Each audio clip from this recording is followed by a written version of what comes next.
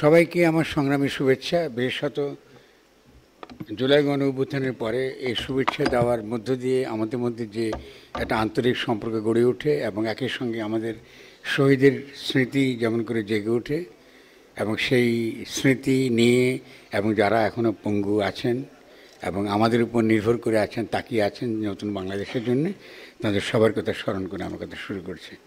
আমি আসলে আজকে খুবই অসুস্থ, এমনকি খুব আপনাদের কারোর চেহারা আমি দেখছি না। দুর্ভাগ্যবশত আমার চোখের দৃষ্টি হঠাৎ করে খারাপ হওয়া শুরু করেছে কিছু দিন ধরে।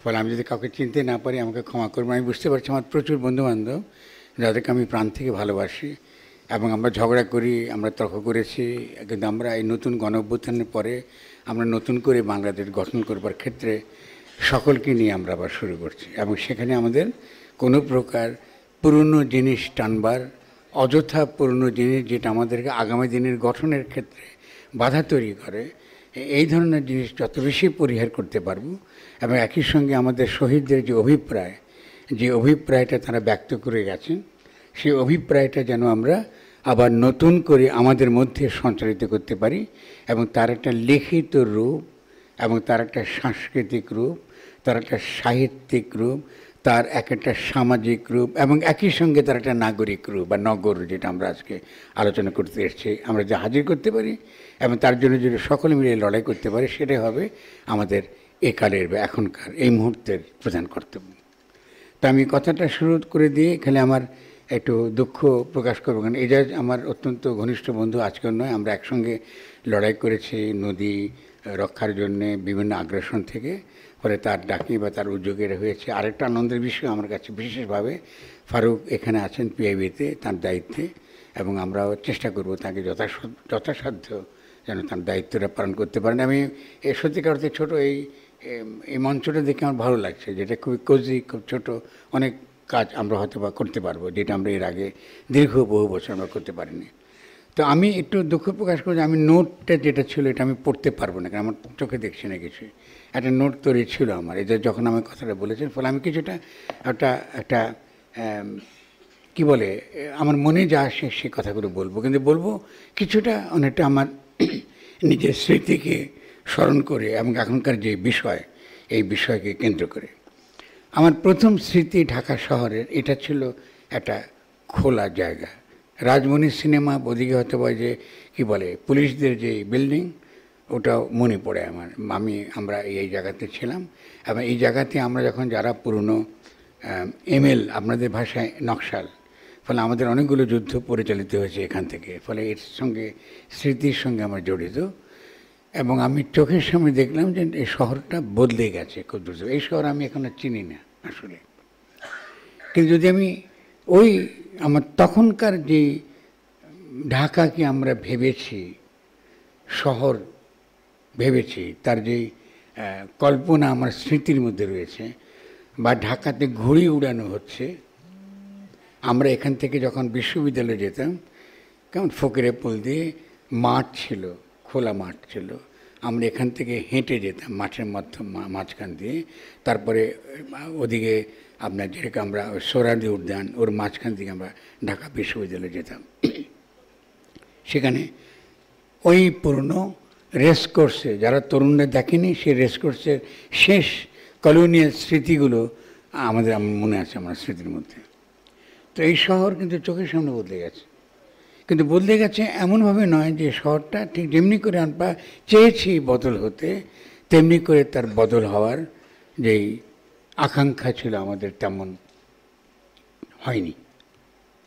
সেই সময় আমরা যারা তরুণ ছিলাম, আমাদের কিন্তু মূল উদ্দেশ্যটা ছিল একটা বিপ্লব করা। তো বিপ্লব শব্দটা কিন্তু এখনও পর্যন্ত তরুণদের মধ্যে খুব রোমান্টিক আইডিয়া আকারে কাজ করে, একটা ব্যবহারিক কাজ আকারে, ব্যবহারিক চিন্তা আকারে কিন্তু তারা ব্যবহার করেন বলে আমার মনে হয় না। ভুল হতে পারে, যদি ভুল করি আমি ক্ষমা চেয়ে নেব। কেন আমরা এই রোমান্টিকতা এবং ব্যবহারকারীদের পার্থক্য করছি? একটা হচ্ছে আমরা যখন বিপ্লবটা করছিলাম বা চিন্তা ছিল আমাদের মাথার মধ্যে, তখন সবচেয়ে বড় চিন্তাটা ছিল কয়েকটা, অনেকটা এরকম যে আমরা একটা গণতান্ত্রিক বিপ্লব চাই। তখনকার আমলে মনে আছে আপনাদের লড়াইটা দুরকম ছিল, এটা হচ্ছে গণতন্ত্র কেউ চাইতেন, কেউ সমাজতন্ত্র চাইতেন। তো আমরা দাবি করতাম, আমরা যারা মূলত এমএল ধারা থেকে, মার্ক্সবাদী লেনিনবাদী ধারা থেকে এসেছি, আমরা কিন্তু সমাজতন্ত্র চাইতাম না। আমাদের সমাজতন্ত্রটা আসবে অনেক পরে। ওই সময় দরকারটা একটা রুরাল, একটা কলোনিয়াল একটা সমাজ, যেখানে সামন্ততন্ত্র পুরোপুরি ভাঙে নাই, এখনও পর্যন্ত গ্রাম রয়ে গেছে, কিন্তু সামাজিক সম্পর্কটা সামন্ততান্ত্রিক। এই সম্পর্কটা আমরা ভাঙতে চেয়েছি। এই সম্পর্কটা ভাঙার মধ্য দিয়ে আমাদের মধ্যে যে আমির যে বিকাশ ঘটছে, নতুন করে একটা আত্মচেতনা আমি আসছে, আমি অনুভব করছি আমি আগের মতো শুধুমাত্র প্রাকৃতিক বন্ধনের মধ্যে অধীন নই, আমার একটা নতুন সত্তা আছে যাকে আমি বলে ডাকি, তার একটা অভিপ্রকাশ করছে।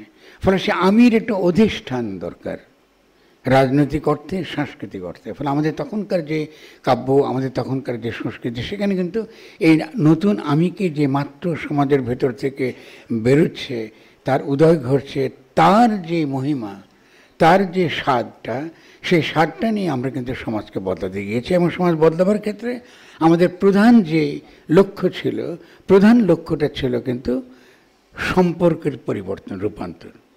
এই সম্পর্কের পরিবর্তনটার মধ্য দিয়ে একই সঙ্গে প্রকৃতির সঙ্গে আমাদের সম্পর্কের ধরনটা কেমন হবে, এটাও সেই সময় আমাদের মাথার মধ্যে কম বেশি ছিল, বেশ ভালোভাবে ছিল মনে পড়ে। কারণ আমি তখন খুবই ঘনিষ্ঠ আমার বন্ধু আহমদ সাফা এবং আমার আরেক বন্ধু হুমায়ুন কবির, আমরা দুজনে ছিলাম কবি, কবিতা লিখতাম, কল্পনা করতে ভালোবাসতাম।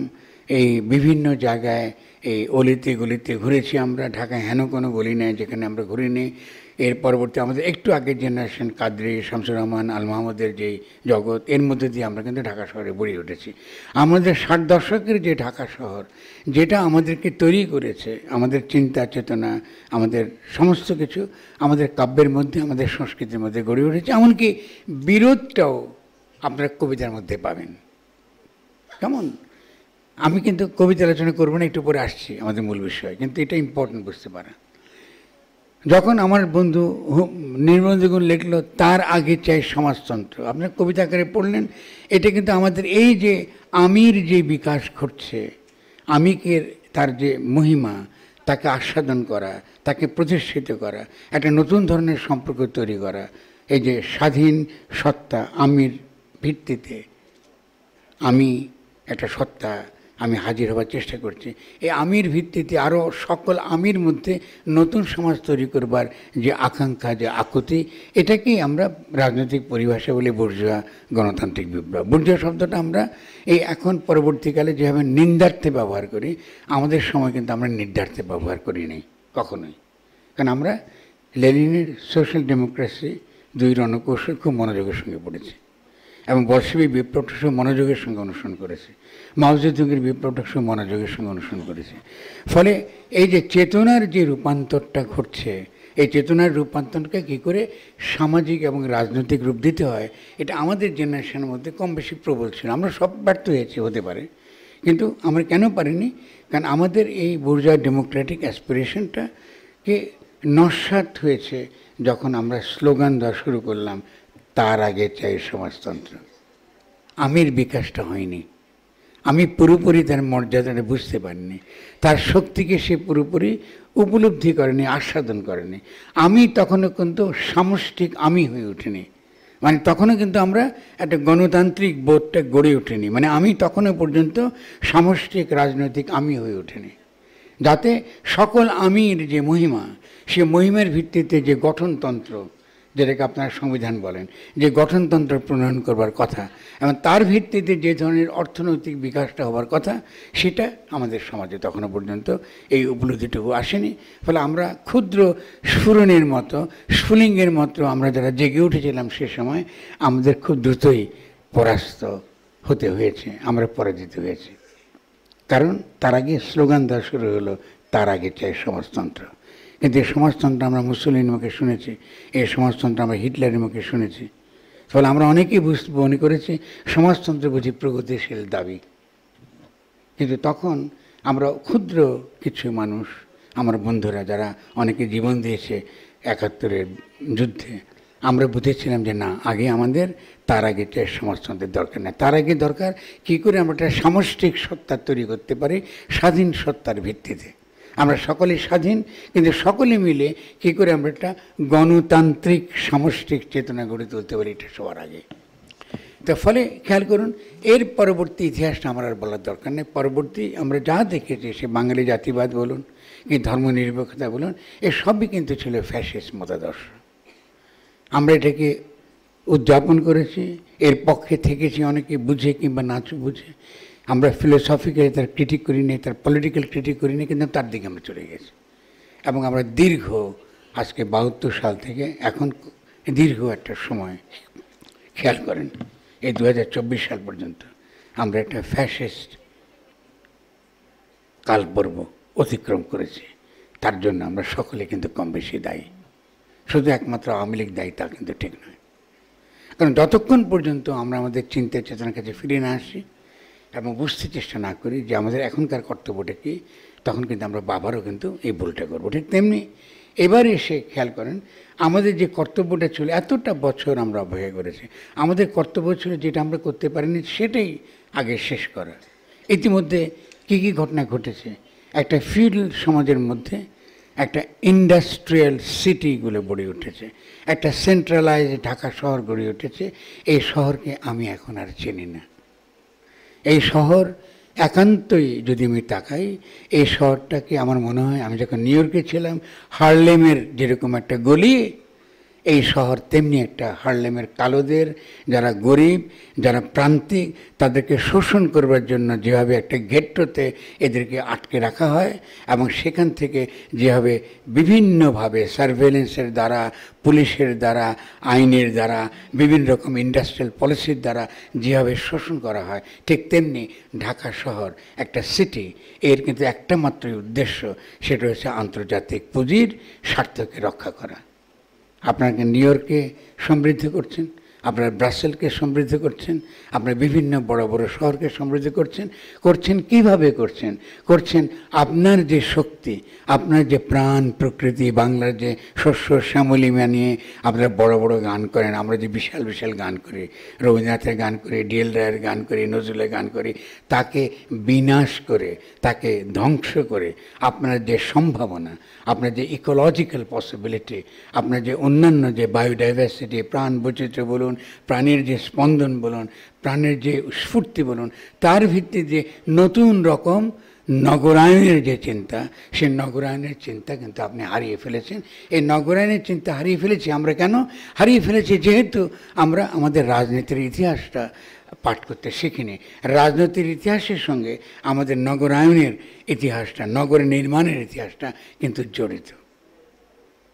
বিচ্ছিন্নভাবে কিন্তু আমরা এই নতুন করে যে নগর করে তুলবো, এটা কিন্তু আমরা করিনি। এটা কিন্তু ঘেট্টো, ঢাকা একান্ত একটা ঘেট্টো শহর। আজকে আমি ঢাকায় এসে আমরা দুবার পথ হারিয়ে ফেলেছি, কারণ এটা একটা সিম্পলি, আপনি নিউ ইয়র্কে যাবেন কি, ব্রাসেলে যাবেন কি, স্পেনে যাবেন, এই যেমন করে ঘেট্টো রাখে, কালো মানুষদের রাখা হয়, আরব দেশ থেকে আসা, তুর্কি দেশ থেকে আসা এসব মাইগ্রেন্টদেরকে যেমন রাখা হয় জার্মানিতে, আপনারা তেমনি মাইগ্রেন্ট মন্ত্র, সস্তা শ্রমের উৎস, চিপ লেবার।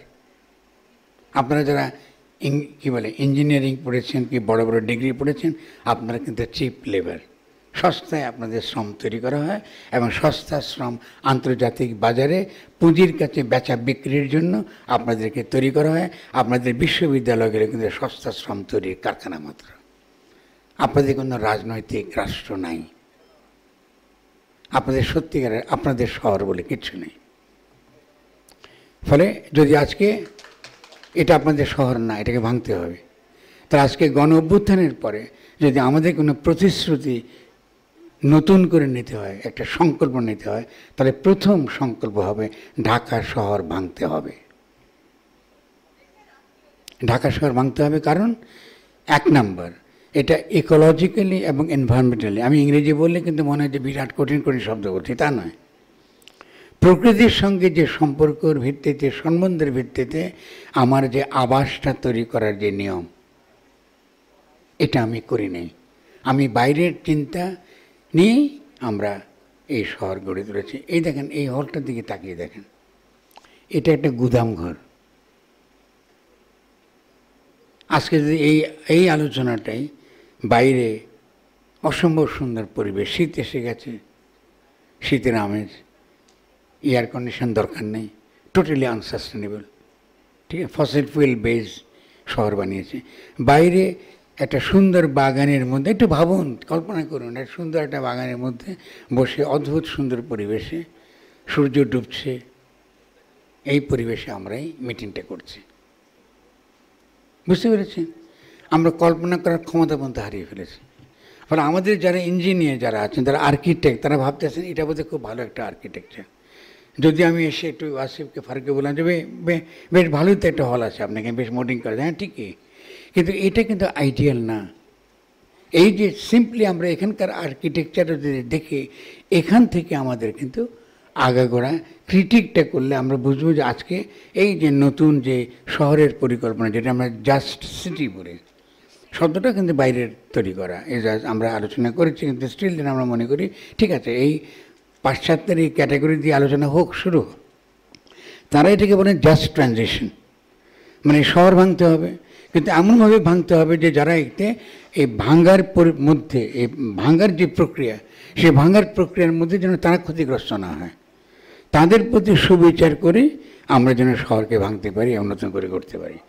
শহর ভাঙার মানে হচ্ছে প্রথমত এই যে শহর, একটা ছোট্ট শহরকে কেন্দ্র করে একদম কি বলা যায়, আজকে এই যে ক্যাপিটালের পুঁজির যে কেন্দ্রগুলো, সে মার্কিন যুক্তরাষ্ট্রে হোক কি ব্রাসেলস হোক, যেখানে তারা যেভাবে সারা দুনিয়ায় তারা যেভাবে শোষণ করে, তাদের যে সকল ইনস্ট্রুমেন্টসগুলো আছে, মেট্রোপলিটন সিটিতে তাদেরই প্রতিনিধিগুলো বাস করে, এইদের খপ্পর থেকে বাইরে এসে আমরা কি করে আমাদের নগরগুলোকে তৈরি করব, এমনভাবে তৈরি করব যে নগরটা, ভাবুন যে আজকে থেকে সুলতানি আমলে ছিল, গ্রামগুলি কেমন ছিল, নদী বাহিত দেশ, এটা তিনটে বিশাল নদীর মধ্যে এবং তারও শাখা প্রশাখা নদীর ভিত্তিক একটা দেশ এটা। এখানে নগরগুলো গড়ে উঠেছে বিচ্ছিন্নভাবে, এক একটা গ্রাম একটা গ্রামের সঙ্গে তার যে বিভাজন, এটা নদী তৈরি করে দিয়েছে, কোনো মানচিত্র নয়, কোনো নগর পরিকল্পনাকারী এটা করে নেই, প্রকৃতি সেই বিভাজনগুলো করে দিয়েছে। বর্ষার সময় যখন আসে, প্লাবন যখন আসে, সেখানে বাঁচবার জন্য সেই গ্রামগুলোকে উঁচু করা, এবং পলি আসছে কোত্থেকে, নেপাল থেকে। আজকে বাংলাদেশের মাটি কিন্তু আপনাদের মাটি না, ওটা কিন্তু নেপালের মাটি। আপনি কি কখনো ভেবেছেন? এটা কিন্তু নেপালের মাটি, হিমালয়ের মাটি, এটা পুরোটা কিন্তু মরুভূমি হওয়ার কথা ছিল। এই মাটিটা এসছে নেপাল থেকে, এই নদী পরিবাহিত হয়ে এখানে এসছে, ফলে মাটিটাও আমরা তৈরি করিনি। ফলে এই যে মাটি এসছে নদীবাহিত, এই যে সংস্কৃতি, তার যে বাণিজ্য ব্যবস্থা, সেই বাণিজ্য ব্যবস্থাটা ছিল গঞ্জ কেন্দ্রিক ছিল। কেমন? আমরা প্রথমে কি বলি, হাট বলি। হাট মানে যেখানে উৎপাদকরা তার উৎপাদিত পণ্য নিয়ে আসে এবং পরস্পরের সঙ্গে বিনিময় করে, এটা হলো সামাজিক বিনিময়ের ক্ষেত্র। বাজার বলতে আমরা এখন যেভাবে বাজার বললেই নেতিবাচক আকারে দেখি, এটাও মারাত্মক রকম ভুল ধারণা। কার্ল মার্ক্সের মধ্যে এগুলো নেই। আমাদের বামপন্থীরা কোথা থেকে পেয়েছি আমি বলতে পারবো না। তারা বাজার শুনলে তাদের গা চুলকানি শুরু হয়। আরে ভাই, বাজার ছাড়া তো সোশ্যাল প্রোডাক্টকে এক্সচেঞ্জ কী করে হবে? তাহলে মার্ক্সের ভাষায় মার্কেটটা ছিল সোশ্যাল প্রোডাক্টের বিনিময়ের ক্ষেত্র, আর পুঁজিতান্ত্রিক বাজারটা সম্পূর্ণ ভিন্ন রকম।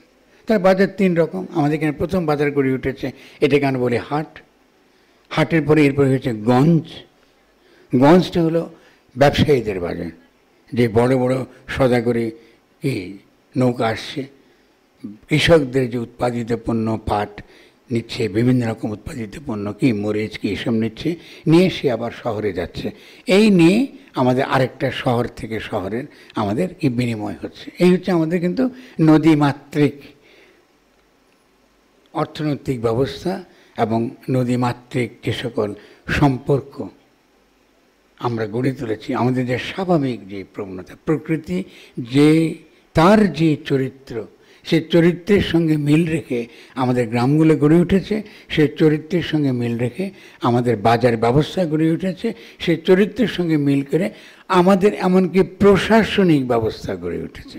কারণ গ্রামগুলো স্বাধীন, প্রত্যেকটা গ্রাম কিন্তু ডিসেন্ট্রালাইজ, এখন আমাদের কেন্দ্রীভূত শহর না, কিন্তু গ্রাম কিন্তু গ্রামের সিদ্ধান্ত নিচ্ছে। আমরা যদি গণদেবতা পড়ে থাকেন তারাশঙ্করের, দেখবেন যে সেখানে ওই যে তার যে প্রশাসনের পদ্ধতি, একদিকে পড়তে পারেন একটা প্রোডাকশন রিলেশনস, যে গ্রামের উৎপাদন সম্পর্ক কেমন, আবার সেই উৎপাদন সম্পর্কের ভিত্তিতে কি করে গণদেবতা কিংবা তার প্রশাসন, তার নীতি, তার নৈতিকতা, তার ধর্মবোধ, এটা গড়ে উঠছে। এটা অসাধারণ একটা উপন্যাস। পড়লে কিন্তু আপনি দেখবেন যে বাংলার আসলকার তার যে আইন কী করে তৈরি হয়েছে, তার সমাজ ব্যবস্থা কী করে ছিল, তার বিভিন্ন রকম, এমনকি বন্যাশ্রম প্রথার একটা ইমপ্লিসিট ক্রিটিক, মানে তার একটা প্রচ্ছন্ন সমালোচনা আছে, যদিও পুরোপুরি সমালোচনা না, সেটা আমরা আলাদা বিষয়।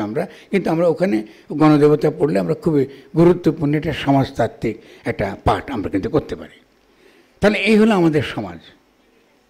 এই সমাজটাকে আমরা কোথায় নিয়ে গেলাম? আমরা একটা সেন্ট্রালাইজ স্টেট বানালাম।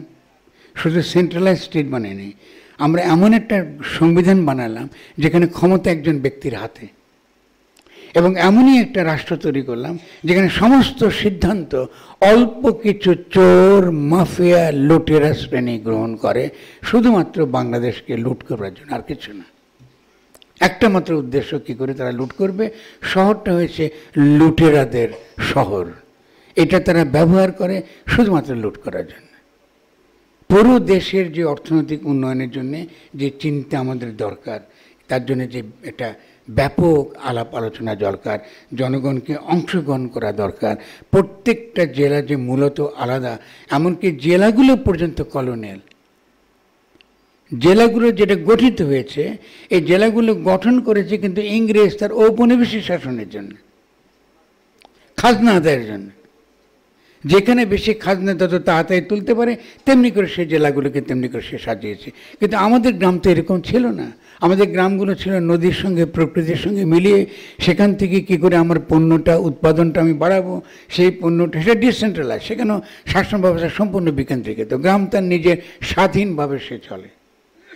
সে তার পণ্য নিয়ে আসে শহরে, গঞ্জে, গঞ্জ থেকে শহরে, এবং সে শহর থেকে আন্তর্জাতিক বাজারে। এই দেখুন, শেষের কথা আমি জোর দিয়ে বলছি। আজকে আপনারা কথা কথা আমাদেরকে গ্লোবালাইজেশনের কথা বলেন, শোনান, এই কাহিনী শোনান না আপনারা, বাংলাদেশকে শোনান। বাংলাদেশ তো গ্লোবালাইজেশনের অংশ ছিল, সব সময় ছিল। আমরা কি এখান থেকে পাট রপ্তানি করিনি? আমরা কি কৃষি পণ্য আন্তর্জাতিক বাজারে নেইনি? আমাদের এখান থেকে কি মসলিন বিদেশে যায়নি? তাহলে আমরা এই যে অর্থনীতি সম্পূর্ণ আমরা আন্তর্জাতিক বাজারে আমরা প্রতিযোগিতা করেছি, আমরা সম্পদ আমরা জমিয়েছি। বাংলা ছিল শুধু শস্য শ্যামলা নয়, একই সঙ্গে সম্পদে পরিপূর্ণ।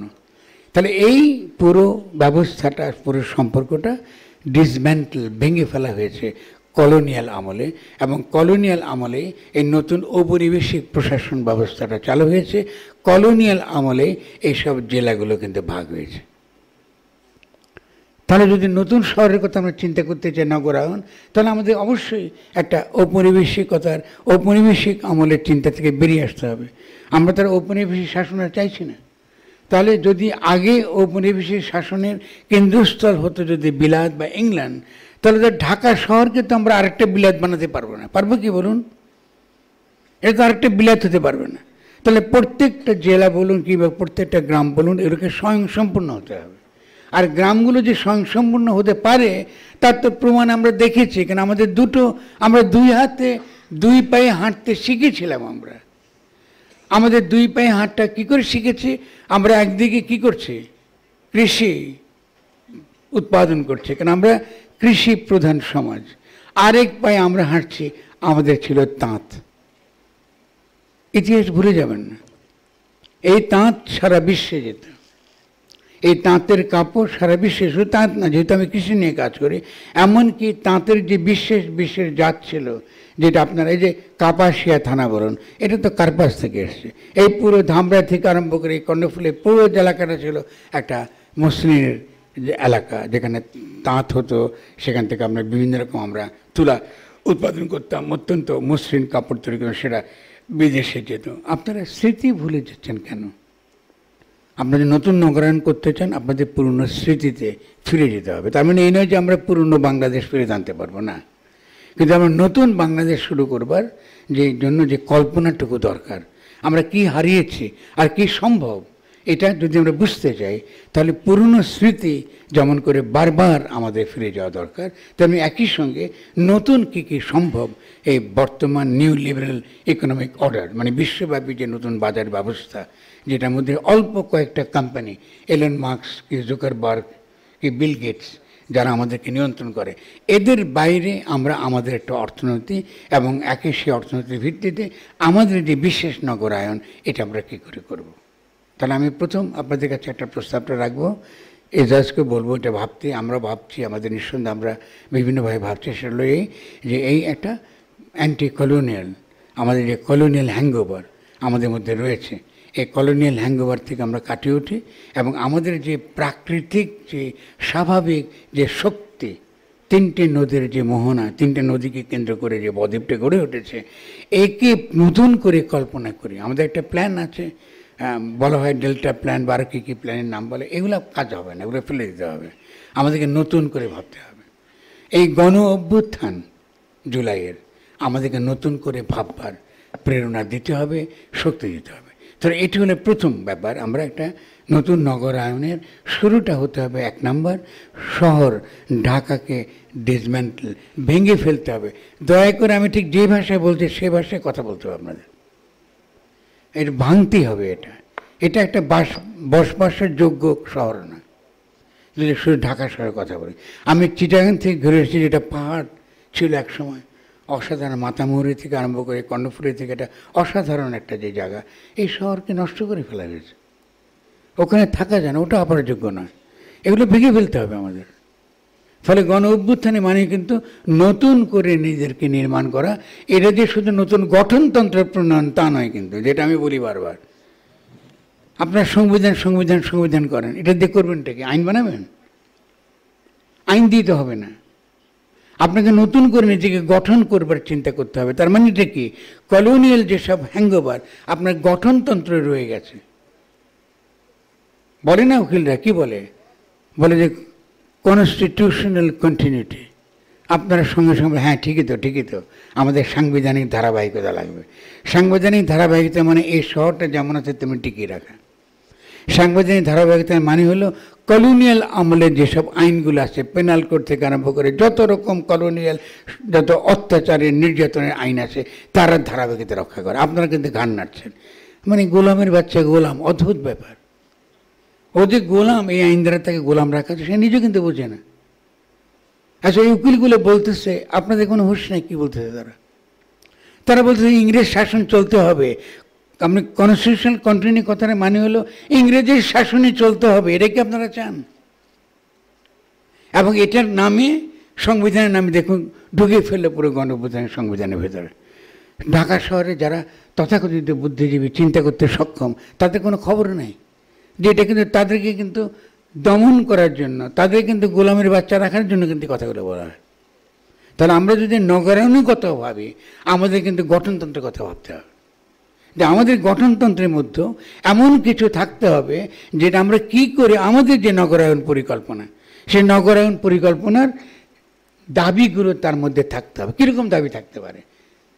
ঠিক আছে, আমরা ভাবতে পারি, আমরা আলোচনা শুরু করতে পারি, এরকম থাকতে পারে যে প্রাণ প্রকৃতি প্রাণ বৈচিত্র্য ধ্বংস করে এমন কোনো আইন রাষ্ট্র প্রণয়ন করতে পারবে না। এই আমাদের সংক্ষেপে কিন্তু আপনাকে গঠনতন্ত্রের একটা কিন্তু অলরেডি কংক্রিট কিন্তু একটা প্রস্তাবনা করুন, আলোচনা করুন, যা আমাদের এখান থেকে আসবে, যে তোমরা যে নতুন যে গঠনতন্ত্র প্রণয়ন করবে, সেই গঠনতন্ত্রে প্রাণ প্রকৃতি ধ্বংস করতে পারবে না। এবং আমাদের যে লোকায়ত জ্ঞান, সেই লোকায়ত জ্ঞানের যে যথার্থ যে জ্ঞানের যে বিকাশ ঘটেছে বিশ্বব্যাপী, সেই জ্ঞানের বিকাশের পরিপ্রেক্ষিতে যে লোকায়ত জ্ঞানের ভিত্তিতে আমরা নতুনভাবে বাংলাদেশ গঠন করতে পারি, তার যথাযথ মর্যাদা দিতে হবে। বাস, সংবিধানে একটা দুটো নীতিগত দিন থাকে, 16 পাতার সংবিধান লিখতে হয়। ফলে যখনই বলি প্রাণ প্রকৃতি প্রাণ বৈচিত্র্য রাষ্ট্র ধ্বংস, এমন কোনো আইন বা নীতি প্রণয়ন করতে পারবে না যাতে প্রাণ প্রকৃতি এবং এইটা ধ্বংস হয়। সঙ্গে সঙ্গে তার মধ্যে আমরা কিন্তু নতুন নগরের পরিকল্পনা কিন্তু তার মধ্যে পেয়ে যাচ্ছে। দেখতে পাচ্ছেন, খুব কঠিন কিছু না, কিন্তু ভাবতে মনে হচ্ছে বিরাট জটিল ব্যাপার, মোটেও জটিল কিছু না। যদি আমরা মনে করি আমাদের এই শহরটা প্রাণ প্রকৃতি এবং প্রাণ বৈচিত্র্য প্রতি মনোযোগী হয়ে শহরটা গড়ে তুলতে হবে, স্বভাবতই আমরা এই আর্কিটেকচার তো রাখবো না। আমাদের নতুন নতুন যারা আসবে বিশ্ববিদ্যালয় থেকে পাশ করে, অত্যন্ত বুদ্ধিমান তরুণরা যারা আসতেছে আগামী দিনে, যাদের পদধ্বনি শোনা যাচ্ছে, তারা তো নতুন আর্কিটেক্ট হবে, দুনিয়াকে কাঁপিয়ে দেবে তাদের স্থাপত্যকলার সৌন্দর্য দ্বারা, তাদের নতুন চিন্তার সৌন্দর্য দ্বারা। তারা নদীকে কী করে ব্যবহার করতে হয়, পানিকে কী করে ব্যবহার করতে হয়, দেখাবার ঢাকা শহরের ভেতর দিয়ে নদী বয়ে চলে যাচ্ছে। একটু ভাবুন, একটু চিন্তা করতে চেষ্টা করুন। খালগুলো ছিল, খুব সহজ খাল ছিল। এই শহরটা কী ছিল? এই শহরটা একটু উঁচু শহর ছিল, আর কিছু না। এবং খালগুলো ছিল, একটা খালও খুঁজে পাবেন না, এখানে সব খালগুলো দখল হয়ে গেছে।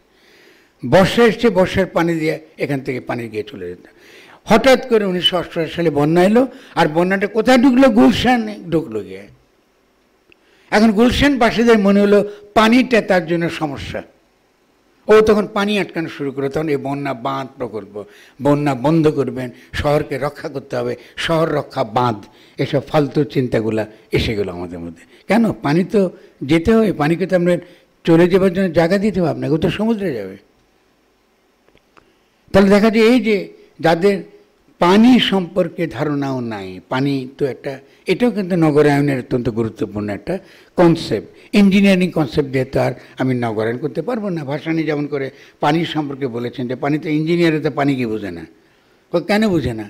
ইঞ্জিনিয়ার মনে করে পানি বোঝে খালি লাগে তাদের এই কনস্ট্রাকশনের জন্য, কিন্তু এই যে ব্যাঙের পানি লাগে, সাপের পানি লাগে, মাছের পানি লাগে, জীব অনুজীবের পানি লাগে, তাহলে আপনি যদি পানি নিয়ে দর কষাকষি করেন ইন্ডিয়ার সঙ্গে, এটার হিসাব কী করে দেবেন?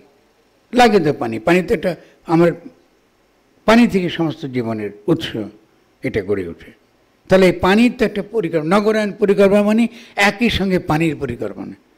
ঢাকা শহরে ভেবে দেখুন যে ঢাকা শহরে একটা মাঝখান দিয়ে আমাদের একটা খাল চলে যাচ্ছে, বন্যার সময় পানি চলে যাচ্ছে সমুদ্রের দিকে, সে খালকে সুন্দর খালের মাঝখানে এটা বিভিন্ন রকম বাজার গড়ে উঠছে, আমাদের পুরো জাহাজের মধ্যে রেস্টুরেন্ট চলছে, বা এই অনুষ্ঠানটা কোনো একটা জাহাজে হচ্ছে এই খালের মধ্যে। একটু ভাবুন না, আমরা ভাবতে শিখি, কল্পনা করতে শিখি, এটাই তো আমাদের প্রকৃতি আমাদেরকে এটা দিয়েছে। তাহলে এই প্রকৃতিকে যখনই আমরা আত্মস্থ করতে পারবো, ভাবতে পারবো, আমরা কিন্তু নতুন শহর তৎক্ষণাৎ তৈরি করার পদ্ধতি পেয়ে যাবো। আমাদের প্রকৃতি, আমি যে কথাগুলো বলছি সে কথার সঙ্গে তার সঙ্গতি রয়েছে। শেষ হবে আর 2 মিনিট, ঠিক আছে। সেখান থেকে আমরা এই জায়গাটা আমরা করে নিই। তাহলে আমাদের যে নগরায়নের যে চিন্তাটা আমরা এখন করছি প্রাণ প্রকৃতিকে কেন্দ্র করে, সেটা হচ্ছে এই নগরকে যেমন ডিসম্যান্টেল করতে হবে, একই সঙ্গে এই যে বাইনারিটা গড়ে উঠেছে গ্রাম বনাম শহর, এই বাইনারি ভেঙে দিতে হবে। প্রত্যেকটা গ্রাম একই সঙ্গে শহর, সো কল মেট্রোপলিটন সিটি, এর ধারণাটাই আমাদের জন্য ক্ষতিকর। ডেফিনেটলি কিছু কিছু শহর লাগবে, তার সঙ্গে অন্যান্য মেট্রোপলিটন সিটির কানেকশনস লাগবে, সেটা ভিন্ন তর্ক।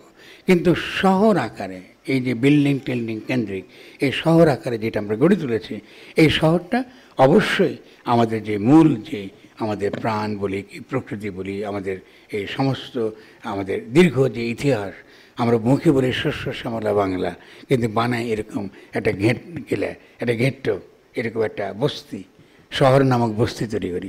এই চিন্তা থেকে আমরা যদি বেরিয়ে আসতে পারি, তাহলে কিন্তু আমরা একটা নতুনভাবে নগরায়নের একটা চিন্তা করতে পারবো। আমি আপনাদের খুব টেকনিক্যাল কোনো কথা বলি নাই, আমি বলতে চাই না। টেকনিক্যালি আমার একটা নোট ছিল, আমরা হয়তো বা একটা সময় পেলে আমাদের চোখটা ভালো হয়তো লিখবো, কিন্তু আমি মনে করি যে টেকনিক্যালি বা যারা নগরায়নে কাজ করেন তাদের পক্ষে এটা বাস্তব, যে কথাগুলো, যে স্বপ্নটা আপনাদেরকে জাগাবার চেষ্টা করেছে, সেই স্বপ্নটা কিন্তু বাস্তবায়ন কিন্তু সম্ভব। আমি এই কথা বলে শেষ করব। এবং আমরা মনে করি গণ অভ্যুত্থানের মানেই হচ্ছে আমাদের যে স্বপ্ন, আমাদের যে অভিপ্রায়, এই অভিপ্রায়কে বাস্তবায়ন করবার শর্তগুলো তৈরি করা, বাস্তবায়নের পক্ষে বাস্তবায়নের পথে যে সকল বাধা আছে সেই বাধাকে অপসারণ করা এবং এই বাস্তবায়ন করবার জন্যে আমাদের যে অন্তর্নিহিত শক্তি, আমাদের যে মেধা, আমাদের যে কল্পনা শক্তি, তাকে সংগ্রহ করা, একত্রিত করা, সেই সামষ্টিক শক্তির ভিত্তিতে আমরা যেন একটা নতুন ধরনের শহর এবং নতুন ধরনের বাংলাদেশ গড়ে তুলতে পারি এবং যা গণ অভ্যুত্থানে যারা শহীদ হয়েছেন তাদের কাছে আমরা নিবেদন করতে পারি যে এই আমরা তোমাদের প্রতি আমাদের উপহার, আমরা তোমাদেরকে বলিনি, আমরা নতুন করে বাংলাদেশ গড়ে তুলছি। সকলকে ধন্যবাদ।